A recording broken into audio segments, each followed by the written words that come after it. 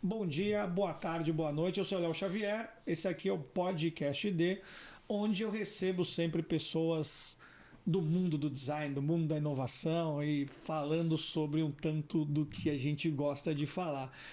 E hoje o programa tem uma pessoa bem especial, porque, fazendo um preâmbulo aqui, podem nos ver como concorrentes. E tudo bem também, tá tranquilo.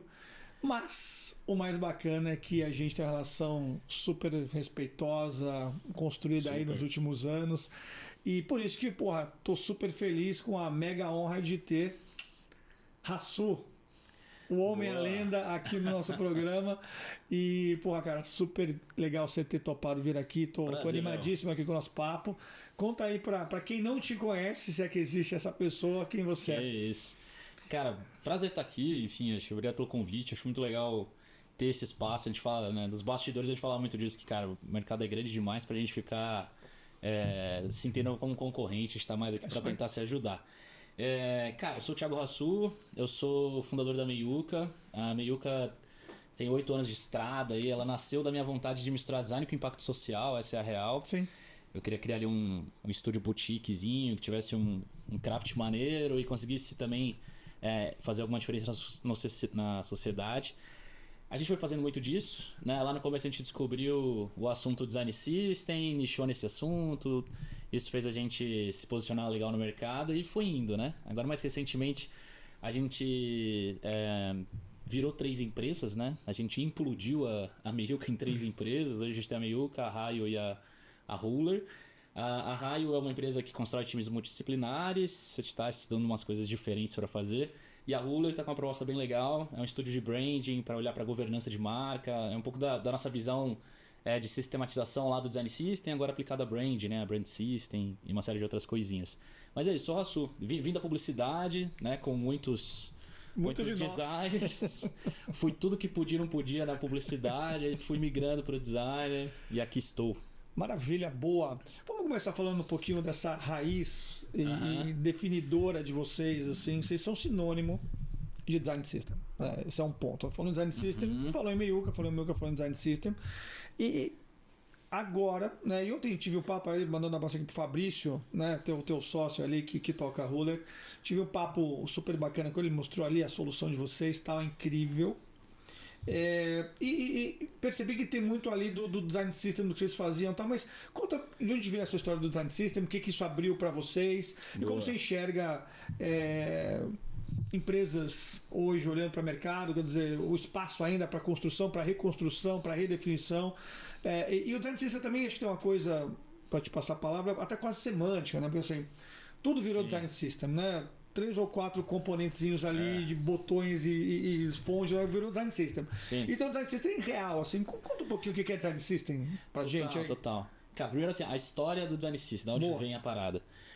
Bem ou mal, cara, historicamente, assim, o nosso mercado ali que tava gerando interface veio essencialmente do mercado gráfico ali, né? A gente teve muita migração dos publicitários virando designers, ou seja, eu fazia um anúncio de revista, comecei a fazer uma interface. Quando a gente começa a se deparar com a interface, a gente entende que lá atrás estava tudo bem fazer 1 para 1, né? Porque eu ia fazer um anúncio, ele ia ser impresso e acabou. Agora, na interface eu tenho a necessidade do reuso. E aí aquilo começou a criar um grande gargalo em tecnologia.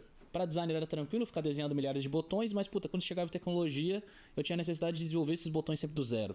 E aí tecnologia começou a entender essa necessidade do reuso e começou, né, proativamente a tentar achar alguma abordagem aí. Foi aí que começou o movimento do Design System, muitos e muitos anos atrás. Dessa necessidade da gente reaproveitar padrões de design e código. E aí, eu sempre, né, desde o início, a gente sempre fala da importância disso ser espelhado em design e tecnologia. Eu sempre brincava, né, cara, na época que a gente tinha curso ainda, tava tentando formar o mercado. A gente falava, cara, tem muita gente que tem uma biblioteca no Figma e acha que já tem o Design System. Exatamente. Você até vai conseguir colher alguns frutos ali da padronização só em design, mas não, né, o que é de fato um DS. E aí o DS tem muitas entrelinhas aí, né, cara? Lá atrás a gente percebeu, isso meio que tem 8 anos atrás, que estava vindo uma tendência muito forte do Vale do Silício para cá, que os times de design estavam encorpando, estavam ganhando complexidade, estava se tornando um pouco mais complexo, então era uma necessidade padronizar para conseguir tornar as esteiras mais eficientes. E aí minha sacada foi meio instintiva, né? Eu falei, cara, sou ninguém na fila do pão, tenho eu, meu notebook aqui, 2 malucos comigo, eu vou nichar nesse assunto para tentar acelerar minha relevância, né? Foi isso que eu fiz. Aí deu certo, deu bem certo. Eu acho que isso deu alguma dose de certo, assim. E aí, cara, o primeiro projeto que a gente fez foi pra Claro, completamente desproporcional, tinha uma empresa de 3 pessoas fazendo um projeto pra Claro. Só que a gente deu a felicidade de nessa época duplar com a Working Cook, sempre foi uma empresa que a gente admirou muito. Eu falei, caramba, tô sentando na mesa com os caras, eu acho que aqui tem coisa, né? Aí depois a gente foi indo. Depois, nosso segundo cliente foi a XP, que na época tava bombando pra caramba, né? Tava naquele ápice da XP. E aí foi. Aí a gente começou a sentar no mercado. E aí a gente começou a entender também que tinha necessidade de formar a galera. Isso. Aí eu lancei um bootcampzinho meio que pra testar, explodiu, foi indo, a gente formou quase 4.000 pessoas, né? Com o nosso método e tal. E aí a coisa foi acontecendo. E aí nesse processo, a gente foi sempre tentando instigar o mercado a ter uma leitura mais correta ou mais caprichosas, talvez, do que é um design system, né, cara? E aí a gente vem estimulando algumas leituras. Na minha cabeça hoje, o design system precisa ser encarado como um produto que retroalimenta todos os produtos de uma companhia. Então ele tem que estar, a priori, muito alinhado com a estratégia de produto da companhia. Isso é a primeira coisa que chave. Às vezes a gente já vê que não acontece. Sem dúvida. Às vezes a gente vê, e muito por quê também? Por ter design no nome, às vezes o design system nasce como uma iniciativa de design nichada ali, até com problemas de design organizacional, né? De onde ele é posto, onde ele é colocado. E a gente entende que na verdade isso tem que ser encarado como mais um produto na companhia, que é administrado por uma tríade de design, tecnologia e produto. E aí o que acontece, por exemplo, se ele é um produto que retroalimenta um ecossistema de produto, a estratégia de tecnologia dele tem que refletir a estratégia da companhia. Sem dúvida. Às vezes... Né, e o que acontece? Você coloca um tech lead, no melhor dos casos, dentro do time de design system e fala para ele decidir a stack da biblioteca web do design system. Não é isso.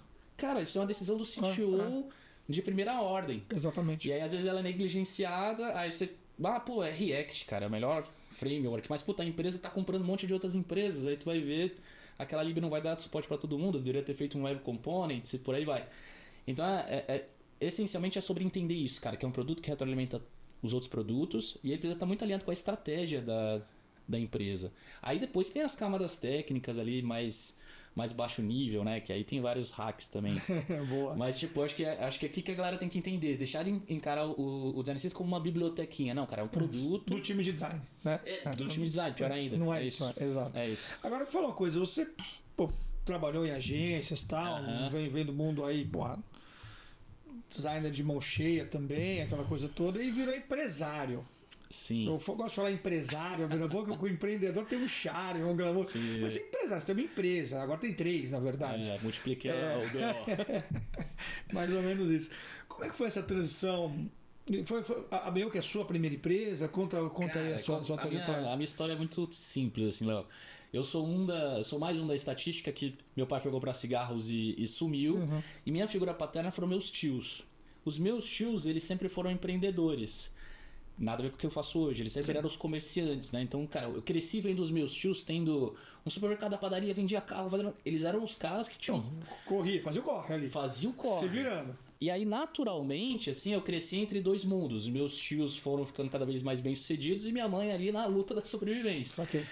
Então, pra mim, era muito básico, desde pequeno, que eu queria ter o que os meus tios tinham. Eu queria ser parecido com os meus tios. É o meu negócio, né? Não empreender, ser empresário, mas ter o meu negócio. Exato. Então, vou resolver aqui. Pra mim, empreender era um caminho meio óbvio. Sim. Então, quando eu fui ver o que eu ia fazer da vida, aquela 17 anos, aquela coisa meio que eu vou fazer da vida, escolher publicidade e tal, eu já sabia que eu queria ter o meu negócio, independente disso. Então, eu era o cara, velho, que desde os 18 anos de idade, a gente se encontrava no bar e ia falar, Léo, você não tá ligado, tive uma ideia.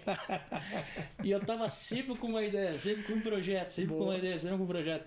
E aí foi rolando. Então, tipo, foi tendo várias coisas.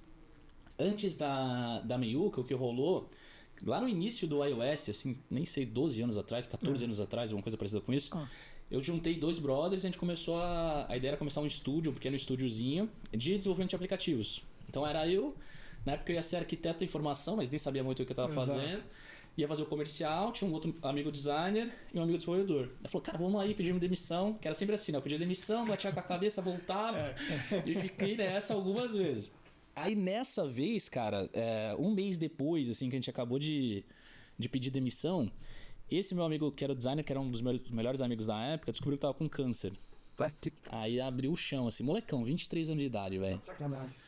E aí foda-se a empresa, né, mano? Aí tamo ali naquela coisa mais de apoiar o moleque. E aí foram 7 meses, assim, de tratamento do Andrezinho. E aí na reta final do tratamento, ele chegou pra mim, assim, num dia de alta reflexão, e falou, pô, Thiagão, a gente tem um potencial pra resolver problema. Estamos aqui querendo fazer uns joguinhos, mal menos. A gente não devia estar pensando em mudar o mundo e etc. Fiquei com a bigornaça no colo, né? Lógico. E aí, infelizmente, o Andrezinho faleceu. Então, quando ele faleceu, cara, eu fiquei com uma crise existencial muito forte. Que era, pô, eu só queria ganhar dinheiro, cara. Eu só queria empreender pra ganhar dinheiro, pra ter o que meu tio tinha. Fazer uma grana. Exatamente. Tá tudo certo, hein? Era muito simples.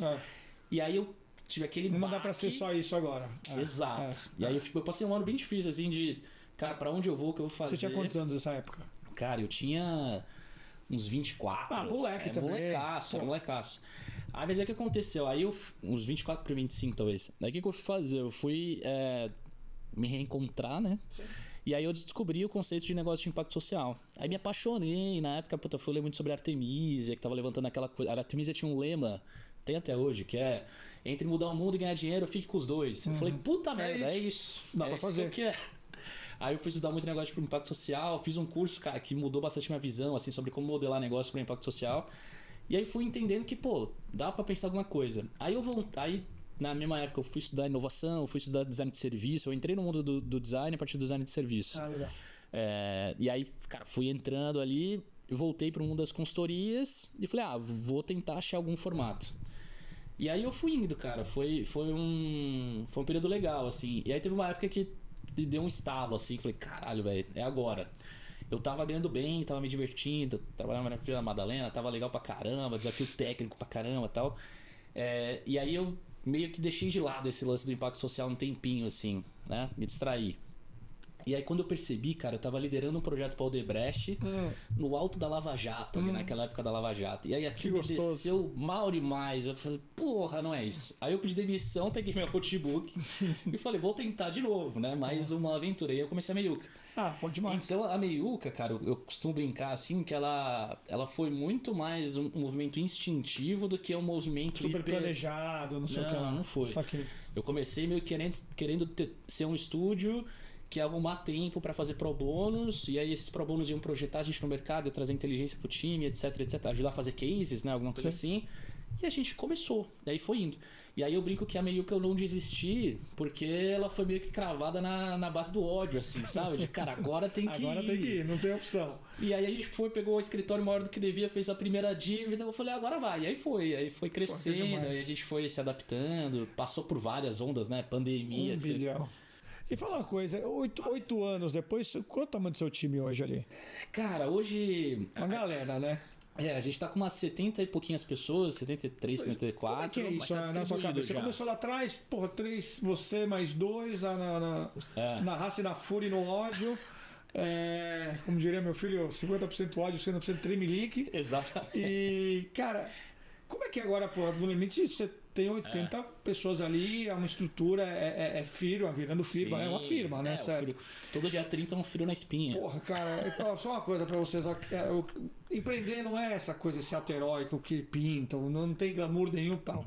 Mas tem uma coisa que é fundamentalmente característica de quem empreende, especialmente no nosso caso, que foi o bootstrapping, né? Começar do zero. Quando a gente começou, nem existia bootstrapping, a gente nem sabia o que era isso. Era do bolso, né? Mas tem uma coisa que era assim, a gastrite do dia 28 que eu falo. Meu Jesus. Entra ali na semana do dia 25, 26 e não entrou, não pagou, não sei o que lá. Sem pagar, cara. É foda. Isso é o que define um cara que empreendeu em algum momento da vida. É síndrome do dia 28, aquele gastrite que você fala, meu Deus, e agora?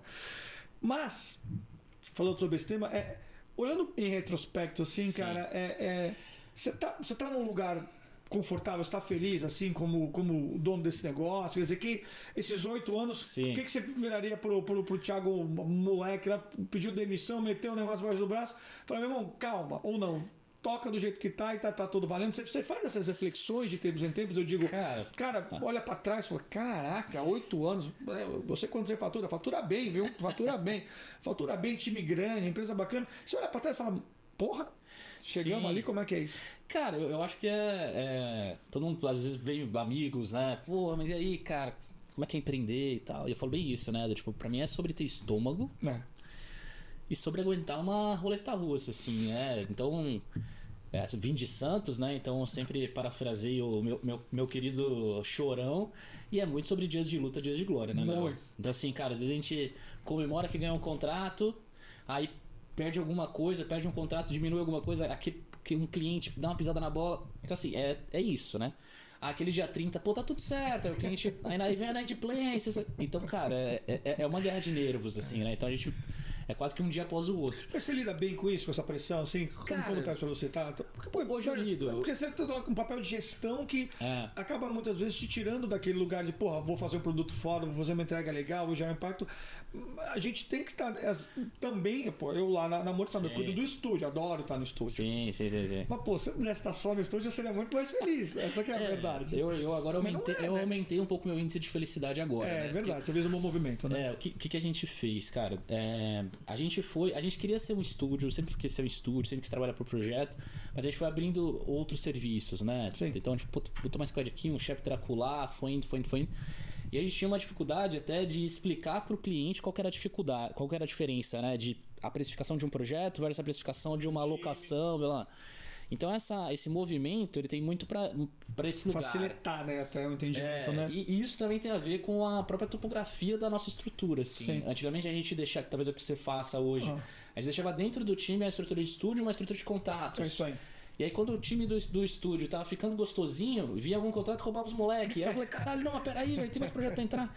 Então a gente começava a competir, né, entre si. Então a gente splitou pra isso. E aí eu voltei a olhar só pra Meiuca. Então a Meiuca voltou a ser hiper enxuta. A gente tem hoje na Meiuca 12 pessoas, o que é lindo, maravilhoso. Delícia. Então eu gosto disso. E aí o resto da galera tá... entende isso quando a gente fala que tá gostoso 12 pessoas, porque a gente vive esse mundo da obrigatoriedade do crescimento exponencial. Tem que crescer todo ano, tem que crescer 2 dígitos, 3 dígitos. E, puta, no final das contas, é uma medição de tamanho, né? Eu acho que quase fálica, assim, deu 200, 300, 500. E as pessoas talvez não conseguem sacar que, puta, ter 12 pessoas, ter 18 e 20, sabe? Assim, tá tão gostoso aqui, tô fazendo tanto aquilo que eu curto fazer. Mas não crescer também não é uma opção nossa, né? Essa que é a maluquice. Porque de repente, pô, tá com 12, entra lá, te ligam 3 bancões e falam, meu irmão, agora é isso, você vai meter mais 50 e vambora. Então a gente também não dá pra controlar o crescimento, mas é gostoso esse momento que você tá vivendo. Cara, então, né? É que tem uma parada, Léo, que eu acho que é natural da gente se deixar levar pelas métricas erradas. É assim. isso aí. E aí a gente acaba, até por um movimento de vaidade ou alguma coisa do tipo, se deixando levar, né? Então, quando a gente tá falando aqui, de empreender ou de uma empresa de serviço e tal, a primeira coisa que a galera pergunta é: e aí, quantas pessoas você tem? É isso aí. Mas a segunda pergunta é: pô, beleza, mas quanto você fatura? É isso aí. Ninguém quer saber o quanto sobra no caixa. Não. Que é o que importa, cara. Então, aí é que tá o pulo última linha. É a última linha. É que é o pulo do gato. Então, assim, hoje, muito provavelmente, a gente tá com 12 pessoas hoje na Meiuca ali, super sênior, uma estrutura de projeto, precificação muito mais premium e tudo mais. E a Raio com times alocados e etc. A gente tá fazendo projeções. E provavelmente, cara, a Raio vai ser uma empresa de 100 pessoas, talvez a gente vai crescer um pouquinho. Que maravilha. E ela vai crescer porque o modelo dela permite crescer. O modelo da Meiuca eu não quero que cresça. Boa. E o resultado líquido das duas vai ser muito parecido. É isso aí. Então eu acho que é aqui que a galera não entende. E aí na Ruler, por exemplo, a gente tá indo pra outra fórmula, né? Que ali é muito mais baseado em software. E ali também, cara. Margem alta também. Né? Margem alta, mais escala. Então ali a ideia é ser um time de no máximo 10 pessoas. Assim. Tá certo. Hoje a gente tem menos do que isso. E o nosso canal de venda é a partir de parceiros e etc. Então, cara, a ideia é essa: ser dois estúdios enxutos na ponta e a Raio com um modelo que permite crescer. Arrastando, exatamente. Mas também a gente não quer crescer tanto. Sim. A gente não quer passar desse 100, 100 e pouco, assim, sabe, cara? Porque a gente até entende como o mercado tá num momento meio incerto e etc. A gente também não quer crescer, aí perde qualidade, aí complica ali a administração. Vamos falar um pouco sobre isso? Sobre o mercado? Eu posso falar sobre as incertezas também, mas eu coloquei o entrevistado aqui, é você. Eu tenho comigo. Porque a gente tá muito na mesma onda, né, assim e tal. Fala dos últimos tempos, o que é essa incerteza? Eu tenho chamado de volatilidade, o mercado muito volátil. E quando o meu time pergunta, a gente tem uma estabilidade com emoção. Né? Pelo menos 25 foi uma estabilidade com emoção, assim, porque 24 muitas emoções, 23 muitas emoções e tal. O que é esse mercado complicado que você vê? Assim, cara, um pouquinho. Eu acho que tem duas forças, Léo, que são, em teoria, com origens diferentes, mas acabam ocasionando a mesma coisa. Parecidos, né? A primeira força é sobre a disciplina de design, como que ela foi estruturada no mercado e os efeitos colaterais que a gente está correndo. Então, qual que é a minha visão pura e simples? A gente cresceu as estruturas de design muito de sopetão. Então, ali quando bateu a pandemia, no susto, os times começaram a crescer. Um bagulho meio desgovernado. A gente começou a ver times muito gigantescos. O Miguel Ian, que é o nosso primeiro design, falei dele no último programa, fala de novo, Miguel, você tá ficando famoso. Mas o Miguel, ele usa a frase seguinte: os times incharam, não cresceram. É diferente inchar de crescer, eles incharam. Eles incharam. E aí tem na minha cabeça, tem uma explicação para isso, que é basicamente o seguinte: todas as empresas tinham o Eu Keep Designer ali, né? Era o primeiro designer. Não necessariamente essa pessoa tinha todas as capacidades do mundo para ser um gestor, mas ela estava ali e tem todo o mérito para começar a crescer dentro da empresa. Essa pessoa começou a advogar em prol do design, né? O mercado aqueceu, mas ela não tinha necessariamente uma verba. Então o único caminho dela foi crescer design colocando um designer por squad. E aí a gente horizontalizou pra caramba a disciplina. Só que, ao mesmo tempo, a gente formou de uma forma muito corrida as pessoas. Era bootcamp no final de semana acelerando e todo mundo. Não, vai ganhar 10 mil reais, vem aqui. Tipo, o cara era biólogo, virou designer de uma semana, sabe? E aí a gente colocou. E é real mesmo, né? É real, designer mesmo, no fim de semana. Não tô exagerando, não. E aí essas pessoas, ainda para piorar, a gente colocou nelas uma rótulo de Product Design e disse que elas tinham que ser multidisciplinares. Ela tinha que manjar um pouquinho de negócio, ela tinha que manjar de pesquisa, ela tinha que entregar uma tela razoável e tudo mais. E aí, quando esses times incharam ou sedimentaram, essas lideranças começaram a falar que o design tinha que ser estratégico, que ele tinha que estar na cadeira do negócio, blá blá blá blá. E aí o que aconteceu? O design organizacional não permitiu que o design conseguisse ter alguma atuação estratégica, porque ele não tinha nem nada para conseguir fazer projetos de concept lá pro topo. E a gente tinha aqui na ponta um time muito juniorizado, talvez, não sei se é essa a palavra, entregando muito mal o delivery. Não pronto. Porque o PD, eu ainda continuo achando que é uma invenção assim que vinha para facilitar, né? Pô, tem o UX e o UI, não, tem um cara que faz tudo aqui, joga bem todos. Cara, assim, eu passaram centenas de pessoas já, e bom, não só de molho, mas de ponto mob também. Cara, passaram poucos PDs, Product Designers. Então, isso. Eu trabalhei com poucos, assim, com poucas, tá? De verdade. Tem uma dor aí. Eu acho que a treta é meio essa, no sentido assim de, cara, um time muito maduro, que tem a capacidade de formar sua equipe, blá blá blá, razoavelmente enxuto. Ele pode se dar com uma marca empregadora legal, né? Que também conta. Ele pode se dar o direito de dar uma boa peneirada no mercado e conseguir achar bons PDs. Não é sobre não existir o PD, muito pelo contrário. Conheço alguns vários bons. Porém, não era a realidade do mercado. Não era. Então, assim, esse time tinha 250 designers, cara. Aqui a galera estava muito pouco preparada. E aí o que começou a acontecer? A liderança de design estava querendo galgar a estratégia, mas não entregando operacional. Então era uma coisa meio do tipo, filhão, você quer sentar na janelinha pra falar de negócio, tá entregando ali, mas nem as telas vocês estão entregando. Nem a telinha você tá entregando. Porque a galera fica nessa história idiota, né? De design é mais do que tela. Não é tela também, cara. Você também tem que entregar. A materialização do processo todo que você fez de entendimento, de pesquisa, de insight, vai ser uma puta de uma tela com tudo no fluxo bacana e vai ter que ser linda também, vai ter visualmente linda. A galera não entende que a boa interface é sobre percepção de inovação, tecnologia, etc, né? Mas enfim. Mas vamos lá. Então teve isso. E aí você 3 horas de programa hoje, anota aí. E aí é tipo pode pá, né? E aí eu sei que enfraqueceu, né? A moral da história é que enfraqueceu a estrutura de design. Então, naturalmente, a gente começou a ter mais dificuldade de aprovar ali a renovação do budget dessas estruturas. As estruturas foram desinchando, né?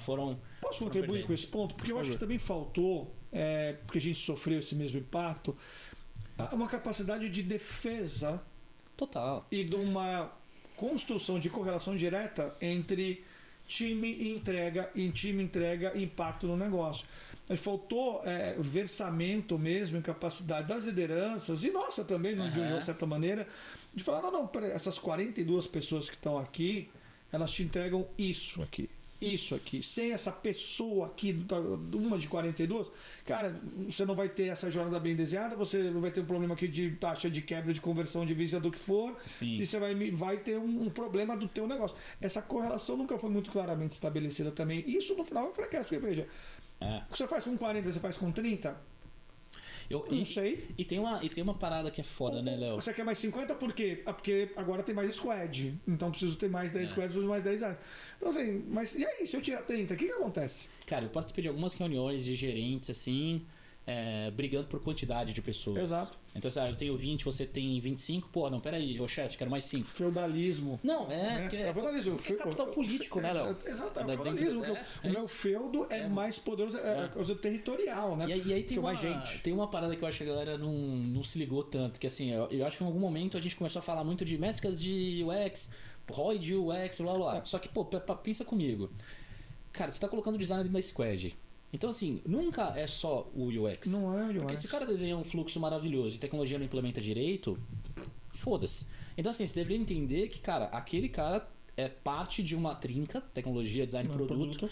E o que tem que olhar é a métrica do produto. Diminuir o churn, é nóis. Que é do negócio. É né? isso. Que é do negócio. Não é UX metrics, nem design metrics, né? Assim, quais são as métricas que o designer influencia naquela métrica, né? Naquele resultado. Pô, a squad tava indo assim, botei um designer. O que a squad melhorou? Não é sobre tentar encaixotar o ROI do design. E aí o que é louco também, cara, que eu acho que é aqui que mora a sutileza, né? É óbvio que quanto mais eu encho o meu time, mais difícil fica o ROI. Porque eu tô aumentando o custo, porra. Então, sem ter essa clareza do que essa turma tá entregando.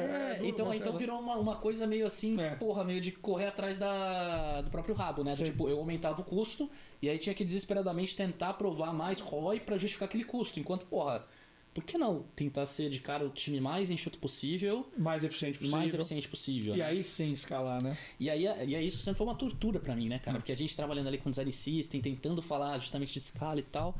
E vendo tanta perda de produtividade, né? Isso foi muito maluco. Voltando até o assunto do Design System, eu acho que agora o Design System ganha um segundo fôlego. Até tava esquecendo da segunda força. Eu ia te lembrar. Eu deixei você falar, mas eu lembrar da segunda força. Eu vou chegar na segunda força e eu falo do Design System de novo.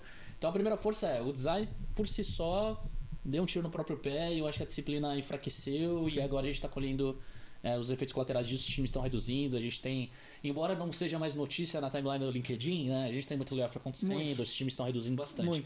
Então esse é o primeiro ponto, o que deixa o mercado esquisito. Sim. O segundo ponto, eu acho que a gente criou também, a nível de mercado, a nível de, em especial de stakeholders de forma geral, uma falsa expectativa com a chegada da inteligência artificial. Perfeito. De que ela é capaz de fazer coisas que não necessariamente ela já é capaz. Uma percepção de velocidade que meio distorcida. Então, pô, até quando a gente vai precificar um projeto hoje, né? Antigamente era tranquilo você falar que 4 semanas de discovery. Hoje o cliente chega e fala assim, não, mas peraí, ChatGPT, né? 2, 3 dias, 2, 3... Então, porra, tem uma distorção de senso de complexidade e velocidade que está acontecendo. E aí, naturalmente, o que está rolando é que os CFOs das grandes empresas estão pressionando os CTOs, donos das maiores verbas, dentro do nosso mundinho, pelo menos, né? Tirando o marketing, talvez. Sim. Fala, galera, e aí? Essa inteligência artificial? O que você está dando save aí? Vamos dar uma reduzidinha? E aí, naturalmente, essas grandes lideranças estão tomando essas decisões de reduzir os seus times com a motivação da inteligência artificial, mas naturalmente o que vai reduzir é o inchaço. Não tenho a menor dúvida disso. E vou te dizer mais, hein? A IA também tem a má percepção, né? A percepção equivocada de que, usa ali, a IA está resolvida. Distorcida. Mas também ela é um baita de um bode expiatório. Por que não vamos acreditar que os 6 mil demitidos pela Microsoft recentemente, globalmente, onde foi colocado na IA a história... não foram substituídos 6 mil pessoas por IA. A gente ainda... que nem justificar com o home office. São dois bandos expiatórios. Não dá. Vamos lá. Ainda... Deixa eu te interromper aqui. Desculpa, estou te interrompendo 10 vezes, mas não dá, é mais forte do que tipo o Jô Soares, fala mais do que o convidado. Tem um tema também nessa, muito utilizado como um bode expiatório também. Total. Porque, veja, né?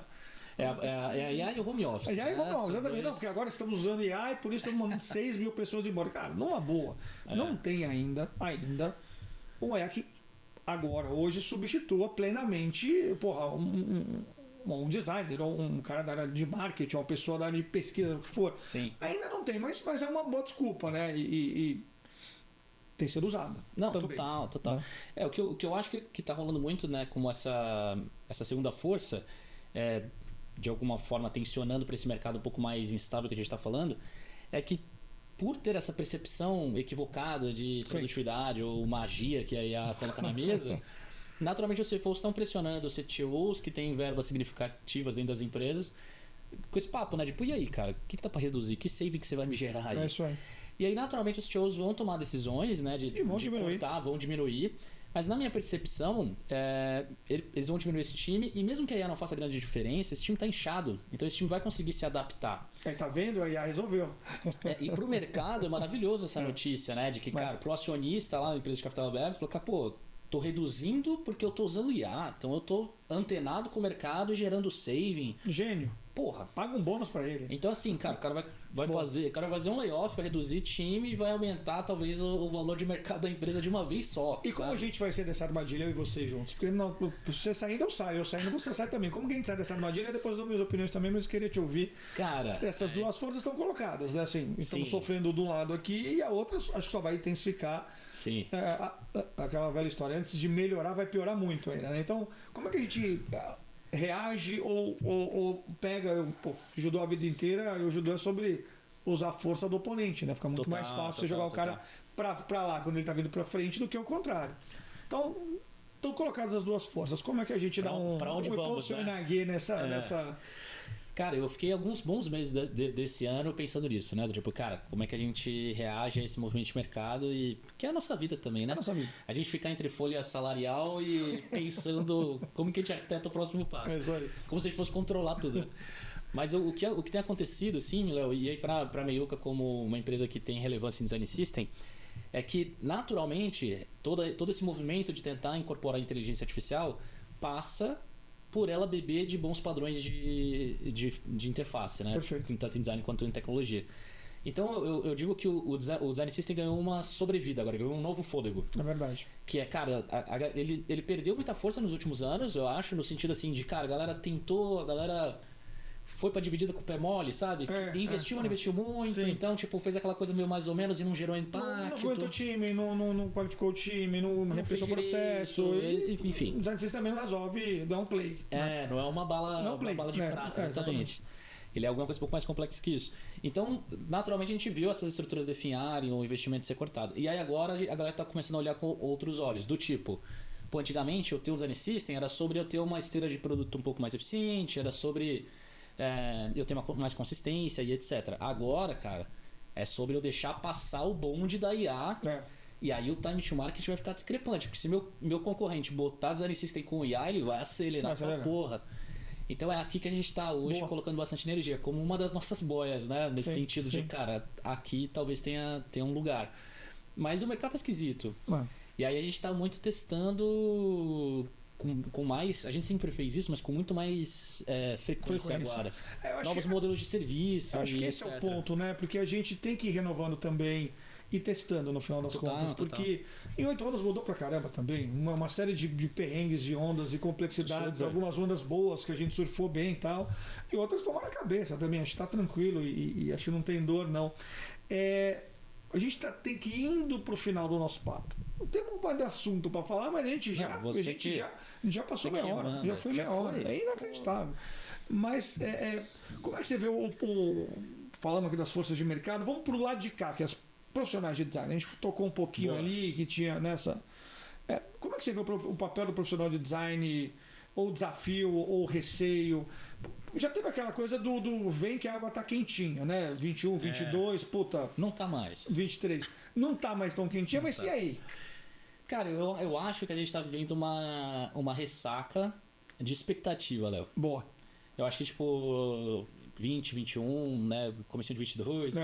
A gente colocou muita expectativa. Sim. Né? Tipo, puta, vem aqui, designer, você vai ganhar que nem um jogador de futebol, você vai ganhar dinheiro pra caralho. Você vai trabalhar de casa, cara, você vai poder morar num sítio no interior de Minas Gerais, trabalhar com uma puta grana. Não, eu acho que, tipo, agora a gente tá meio que nesse momento de, puta, pera, calma. Eu vi muitos amigos meus heads de design perdendo a posição com muita dificuldade de se recolocar. Sim. Então é bem fácil de perceber que assim, a gente começou a diminuir as posições mais altas. Então, antes a gente tinha uma pirâmide um pouco mais gorda, digamos assim, né? Então ali a gente tem uma diminuição. A gente acaba, eu acho que, se iludindo com exceções, né? Então teve algumas semanas atrás a galera tava falando muito sobre, agora no Nubank tem um C-Level, o Emiliano tá com o PicPay, até um abraço Emiliano, nosso amigo.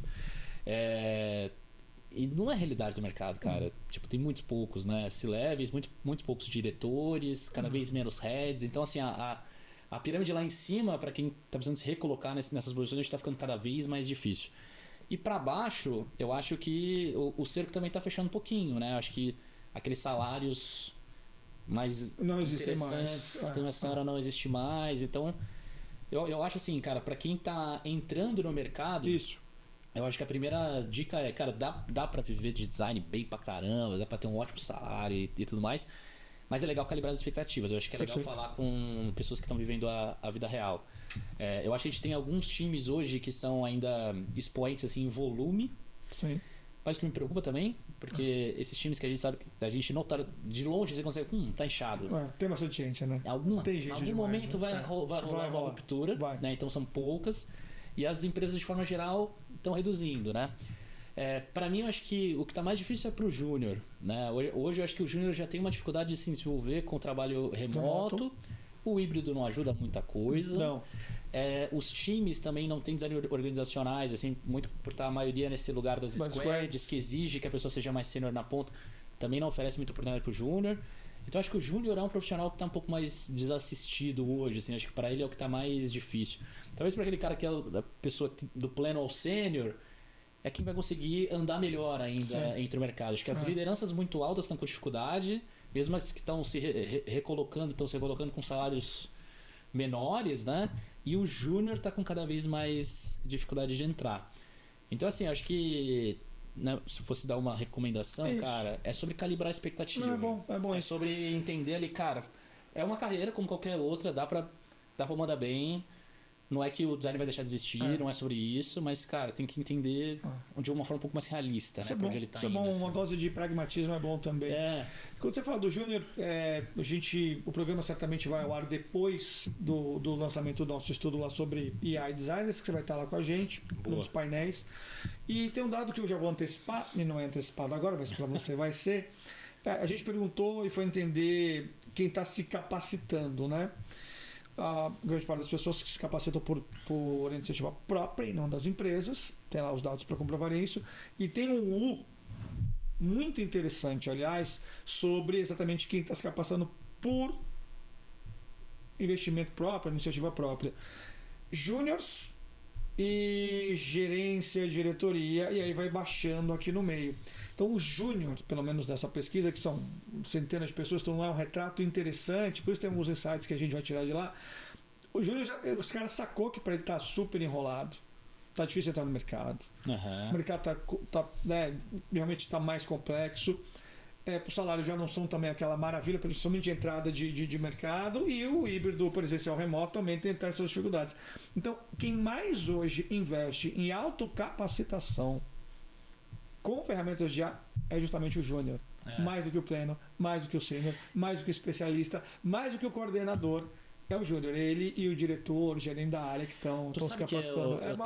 Eu tenho uma teoria tirada da orelha, né? Então, sobre isso, completamente tirada da orelha. Mas é que na minha cabeça, essa pessoa que está no cargo de liderança é a que está sofrendo mais pressão para se atualizar. Total.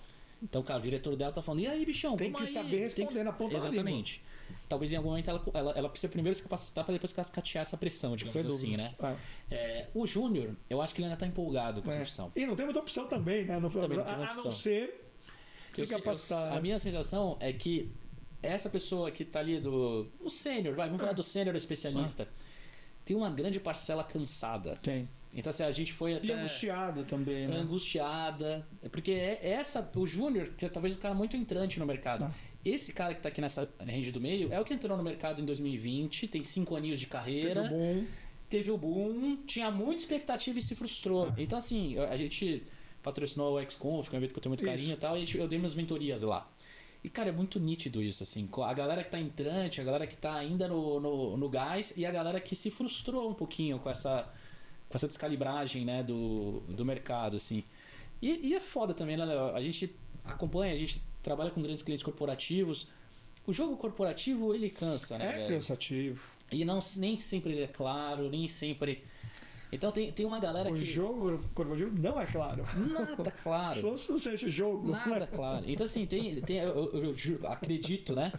Que tem uma parcela dessa galera que começou meio que na pandemia e tal, nem desenvolveu tanto traquejo ali Da relação dentro do negócio. Como fala com o cliente, como fala com o PM, como fala com o dev ali do lado. Dos corredores. Dos corredores. Aqui, tô no meu cantinho lá. E aí eu acho que isso foi meio que gerando de alguma forma uma frustração. E, pô, vamos ser honestos também. Acho que a gente tá num momento cansado como sociedade, tá ligado? De forma geral.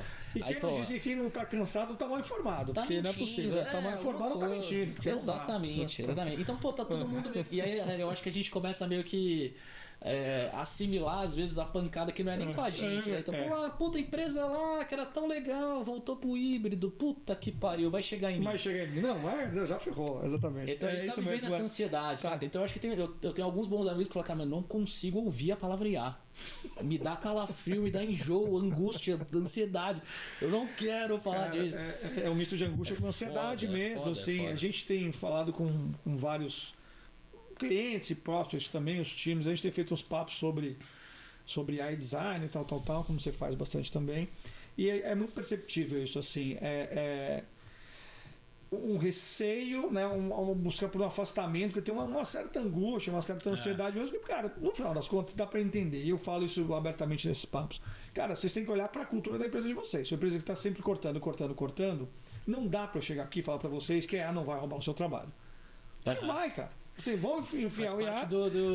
É muito, no final das contas, é muito sedutor o discurso de, cara, implementei aqui meia dúzia de agentes, acelerei em 15%, 20%, tudo mais rápido.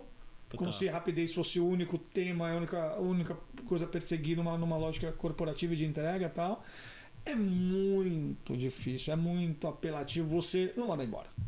Não tem jeito. Cara, tá dado, esse é um fato. Tá? Assim, então eu falo, cara, então olha para sua empresa e vê o que ela faz. Porque assim, se ela é uma empresa que está só ano após ano reduzindo o time, reduzindo o orçamento, apertada, cara, é um risco. Agora, olha também para o outro lado. Se é uma empresa que está, como a gente está aqui, inclusive, né?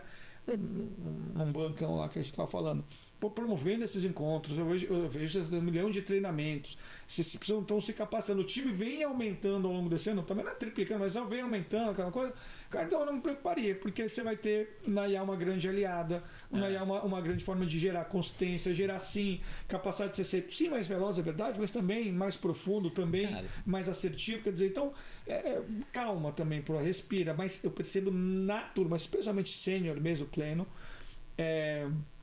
essa angústia aí, puta, cara, não sei o que vai dar.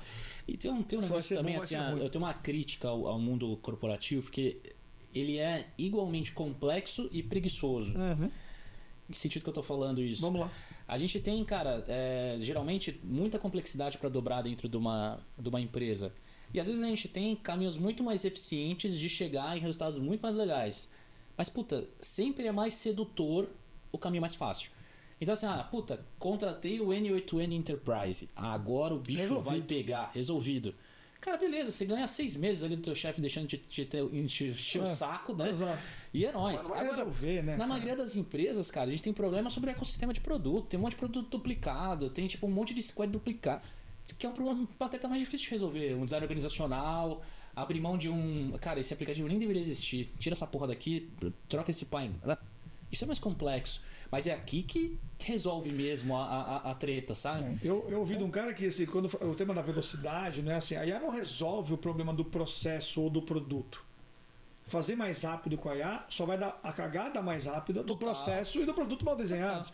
Então, calma só também. Só vai pular do penhasco mais rápido. Se você está buscando só aceleração, você vai bater mais rápido no muro. Né? É isso. Agora, por outro lado, cara, que eu acho que é legal a gente ponderar o lado bom da IA. Sem dúvida. Que eu acho que o que a gente tem entendido, assim, é que, cara, ela, como usos pontuais dentro de um workflow, ela faz muita diferença. Muito. Então, cara, hoje a gente, faz muito trabalho de visão de produto, né? Que, cara, uma das missões é subir a régua ali do craft mesmo e tudo mais. Cara, a molecada lá faz umas fotografias hoje, uns ensaios pras marcas, que eu falo, mano, velho, como é que você fez essa porra? Absurdo, porque 6 meses atrás os dedos vinham grudados, lembra? Agora você fica, caralho, que absurdo. Então, assim, tem realmente pequenos, grandes entregáveis, né? Então, pô, acelerou muito o jeito de fazer benchmark. Então, o Desk Research, puta merda, ficou muito mais simples. Muito melhor. Cara, a análise de dados de uma entrevista qualitativa, pô, ficou muito mais legal. Então, a gente tá entendendo isso. O que eu tenho provocado os nossos clientes até pra diminuir essa ansiedade, assim, né, cara? Que eu acho que é uma coisa que faz sentido. Por algum tempo a gente falou muito sobre projetos de futurismo, né, em design. Sim. Então era, pô, vamos pegar esse banco aqui, esse banco daqui a 5 anos, o que ele quer ser?